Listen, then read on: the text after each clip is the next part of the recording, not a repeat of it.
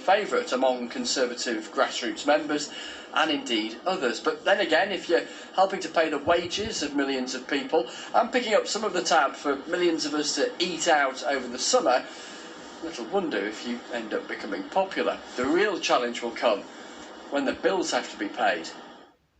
And listen carefully to this next bit. A hint of tax rises or spending cuts, or both, to come. We have a sacred responsibility to future generations to leave the public finances strong.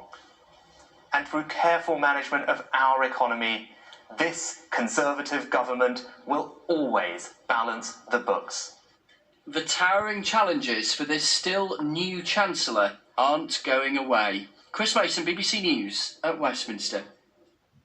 Let's get more now from our economics correspondent Andy Verity. Andy, the Chancellor there vowing to balance the books. Just how close is the government to doing that?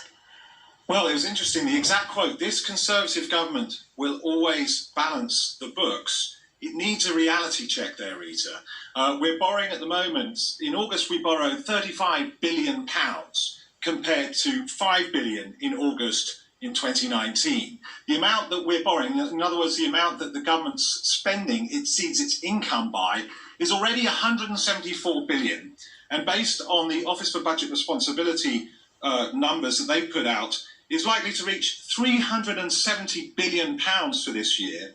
The net debt, the public sector debt, has jumped by £200 billion in the last 4 or 5 months. And that's all because of spending for the pandemic. It's all understandable.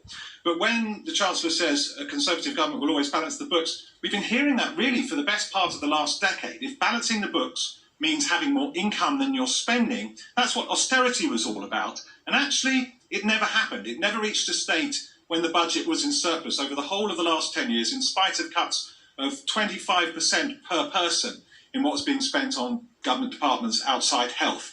So due scepticism is needed. I think the question you need to ask when you hear that the Conservative government's always going to balance the books is when. And a suggestion also from the Chancellor, Andy, of more economic support for workers.